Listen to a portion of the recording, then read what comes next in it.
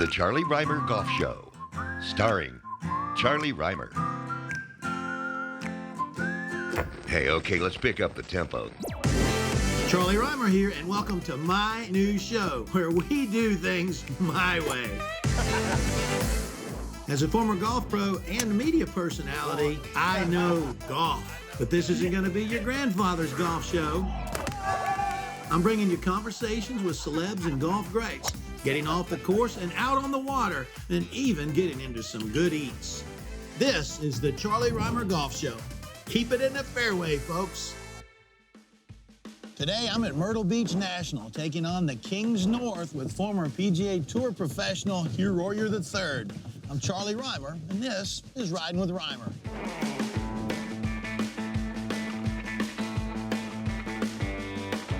All right, Hugh, we got a great golf course today. We're at Kings North here at Myrtle Beach National, and I was just thinking about it as we head out on the golf course. You and I have been playing golf together for a long time. 30+ years at least.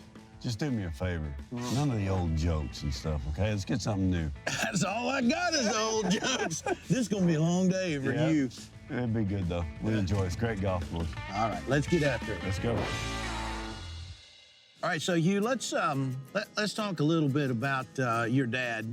He's been gone now for 5 years, and I know you miss him, but talk to me a little bit about some of the lessons you learned golf and life from your pop. It was almost like having Ben Hogan as a father, because he pushed hard for hard work. Yeah. Practice hard, work hard, outwork your opponent, and that's kind of the way I was raised. Growing up on the tour with him, getting to know Mr. Player, Mr. Palmer, Mr. Nicholas, and you grow up around those people, so it's kind of an experience that a lot of people don't get to do, and I got a chance to do it, so it's pretty cool. So you've spent a lot of time these last 15+ years now teaching, and you've been working a lot with some younger players, and you've been developing some players. Talk to me about a couple of your success stories. Success stories, IK Kim, who... Well, she can play now. She can play, and she is a doll. She won the U.S. Junior, Girls Junior, and that was kind of a notch in the resume. Now, being a player, you won 4 times on that Korn Ferry Tour now, and made the PGA Tour.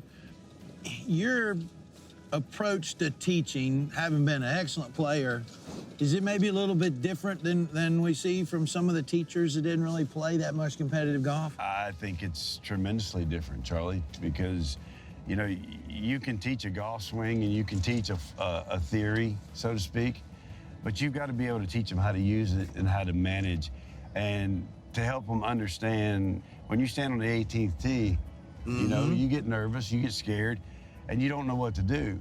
And if the teacher has never done that, they can't help that student. Right. And I feel like somebody like you or I, if we did that, we can help those students realize what they need to do to succeed. Yeah. Because we've been there.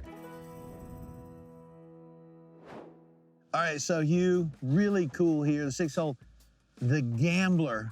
In fact, in 1996, Mr. Palmer was here with the gambler himself, Kenny Rogers, to dedicate this hole. My question to you is, we got this island fairway on the left, and if you put it in that, it makes it an easy little second shot to this par 5, or do you bail out to the right? Knowing you, you always play sort of like scared golf. You're probably gonna bail out to the right, play safe, aren't you? Dude, what are you smoking? You ever know me to lay up? I'm going right there, because that right there looks really tight. Come on, let's go. So let's we're have going at it. this way. All right, let's have at it. Oh! I'm dry. I don't know about you. We're gonna have to maybe look for mine a little bit. So how are you gonna drop this thing? Yeah, there you go. I think I'm stuck. Ooh, that might be pretty good there, Hugh. Looks really good. Get up a little. I'm putting for par. You're gonna hit in the water. You gotta be scared now. Scared. Oh. I'm sorry it slipped. Friends, you come out to do something like this, and he's that jealous that he's got to mess with you. I didn't even know it was a horn. Let's go. Giddy up. Woo. By the way, you drop it like this. The horn. You actually had to pull that. You look like you got a lot of experience with that dropping. You still putting with that brake pad? Yeah, I about got it worn to where I can make a putt or two with it. There you go.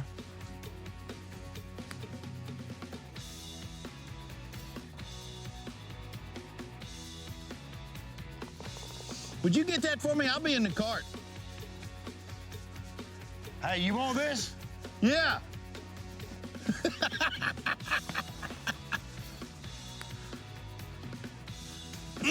That's a tough break. I'll see you up on 7T.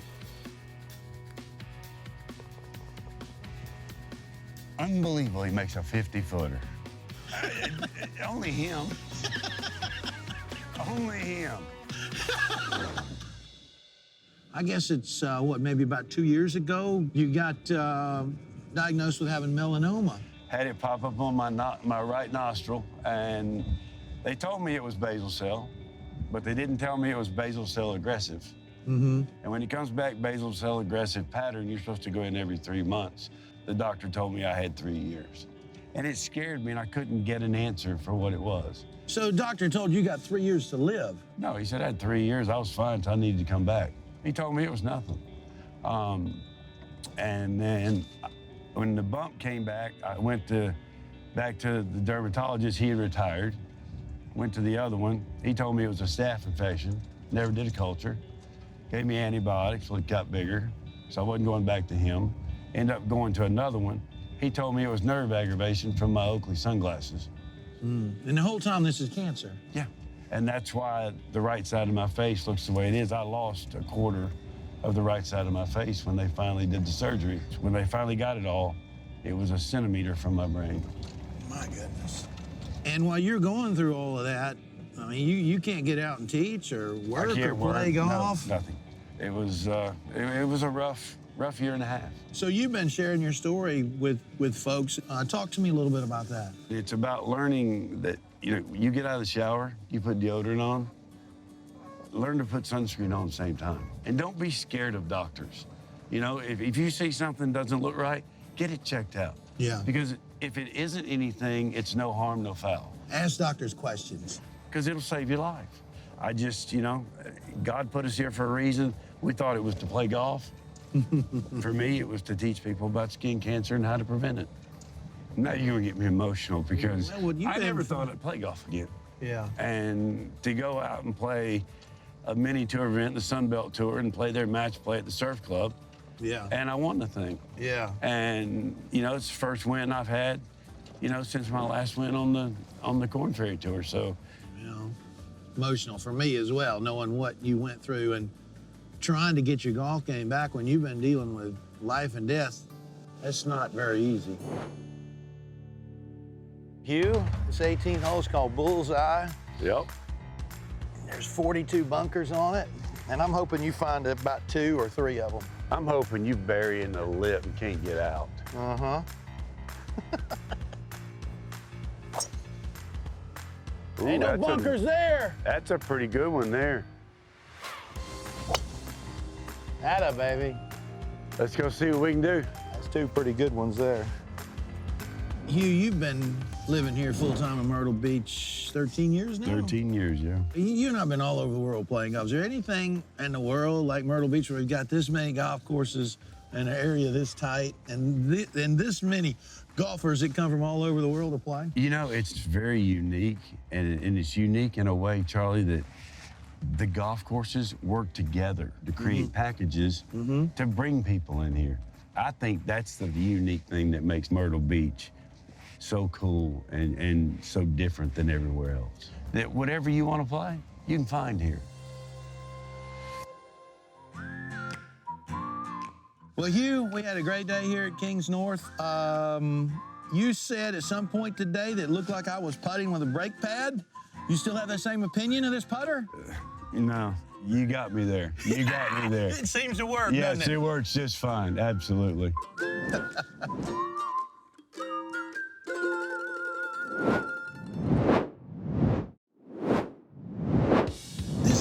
Nest Golf Club in Little River, South Carolina. It's actually the longest golf course in the state of South Carolina, 8,168 yards of romping, stomping hell. This is a par 4 15th. It's 505 yards. Now, this is a big boy golf course. There's no doubt about that. So I got a tip for you. When you come to play here, unless you're a big boy, and you're not, come with me. We're going to move up a few sets of tee markers.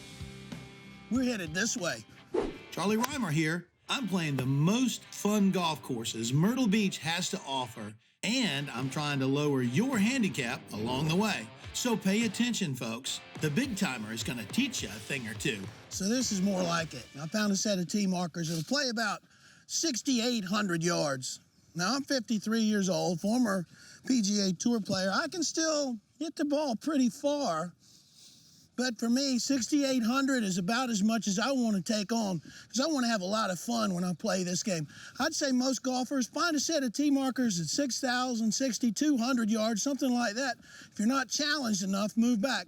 You can actually play this golf course from 3,600 yards, so it's really cool that you have all of these options here at Eagle Nest.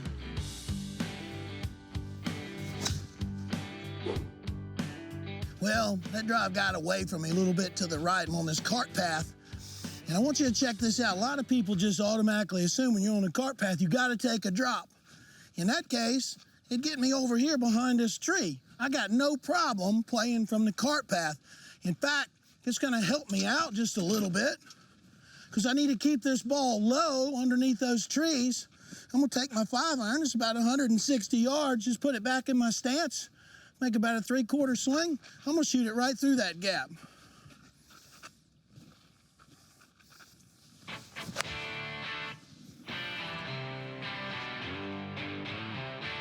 Cart path don't bother me one bit. Shouldn't bother you either. That's why they call me the big timer right there. Look at that shot. Woo! So after that outstanding 5-iron from off the cart path, I might add, I've got this 15, 18 footer for birdie. Let's talk about reading this putt a little bit. I've got some uphill in it, and the grass looks dark to me. That means the grain's growing towards me, so it's gonna be really easy to leave this short. Let me show you how to deal with that. When you got a putt that you know is gonna be slow, find a target beyond the hole. In this case, I've got some left break too, so I'm gonna focus my eyes beyond the hole at that tee. I'm gonna forget about the hole. I'm gonna roll it to that tee past the hole. Oh! Sometimes you do everything right and they still don't go in. Doesn't mean you're a bad person. The next tip is coming to you from number 18 at Eagle Nest, and this one's a beaut. 18th hole here at Eagle Nest is a par 3. I like a finish with a par 3, in particular if it's one as beautiful as this. What I see when I look at this hole, I see the beautiful bunkering. The 3 bunkers left, long and right. What about the water? Water? Yeah, the water. I don't see any water there. You got a the bunkers are absolutely beautiful. You got a fountain coming out of the ground. There's no water on this hole. I don't see water at all. What I see is a beautiful hole. And you know, as a matter of fact, Jack Nicklaus never remembers a bad shot, a bad round, or a bad tournament. I don't see water. Maybe you shouldn't either. You see what I'm doing there? No water up there.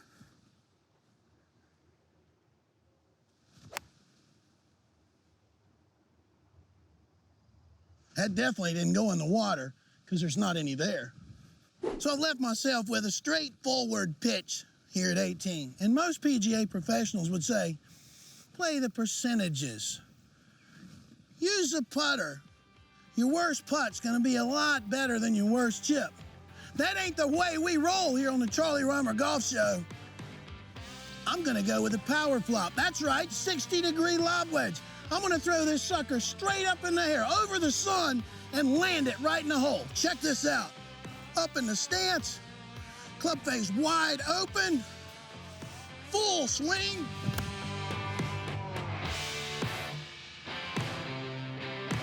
That's pretty good right there.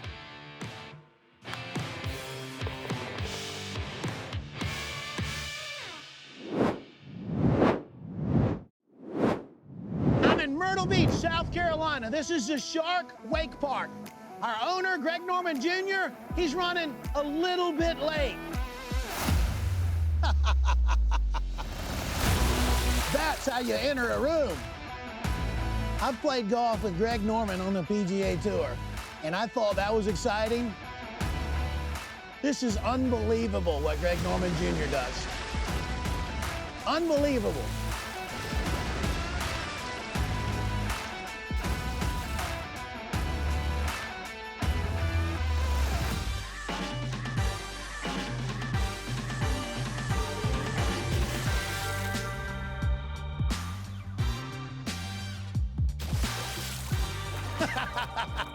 It's time to get me on dry land.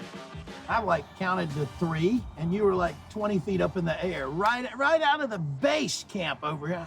How in the world? I mean, that's the thing that impressed me the most. Yeah, the kickers and the sliders, the features out there, they're really fun. The one thing I really love the most is the cable allows you to do what's called an air trick, and that's just using pure technique and strength to be able to slingshot yourself up in the air. When you do that, people's eyes light up. Your dad's motto, attack life. Clearly the apple does not fall too far from the tree. I appreciate that, but I'm nowhere near as good in wakeboarding as my dad was good in golf. I'm telling you right now, I was never #1 in the world. You know, my dad may not know this, but he casts a large shadow. So I had to do everything I can to find my own path, you know, and this allowed me to find my own path. This wakeboard thing, it couldn't be good for the golf game. Well, that's why I didn't try it. If I tried it, I'd be walking around like this for a month, I think. Well, I got some arguments against that. My dad, for example, my dad grew up surfing. Surfing is a very back, lat, abs, core stability sport. That he credits to him being able to jump into golf very quickly. Now, he only started playing golf when he was 14, 15 years old, and he became a scratch golfer in 18 months. But he was a surfer that entire time. That means his body was athletic and ready to go for the golf swing that, you know, everyone knows him for and how powerful he was. Similar to golf, when somebody does this the first time and they have a little success, they can't get enough. It's highly addicting. Out here, it's mental and physical. You have to get over both sides of it. Once you actually accomplish it, you get that little taste of it. You want to learn and learn and learn, because in golf, as like this, there's always something new to learn out here. If floating was an Olympic sport, I would probably have a whole cabinet full of medals. I'm really good at floating. I'm going to join you after that, because I'm pretty beat up from riding. But I do see a really cool green float in the middle of your lake, and I see a tee box over there. Can we go give that a shot?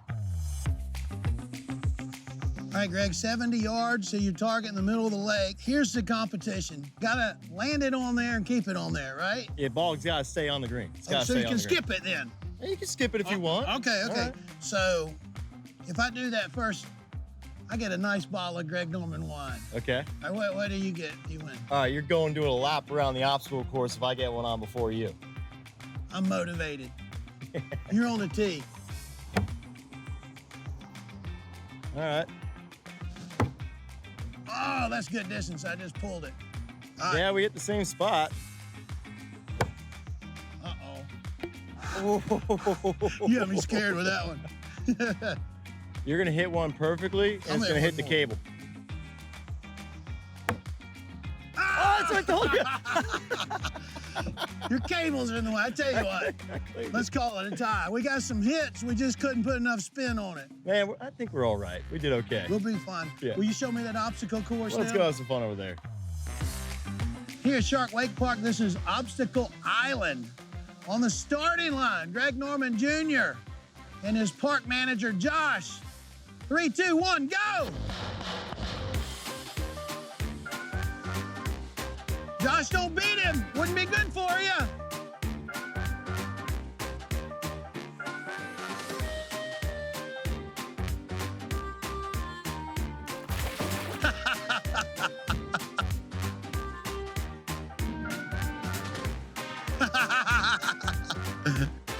He's had enough.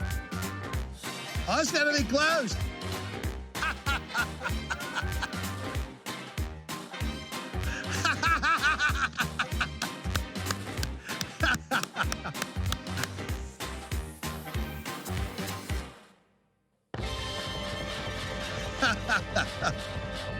That's awesome. Thanks, Charlie. Come on up. I'm gonna tell you what, it's so much fun. Really appreciate you having us out. You got an amazing facility. We've loved it. Thank you, Charlie. Thanks for coming out. Y'all don't think about pulling me in because I got about a $5,000 mic on.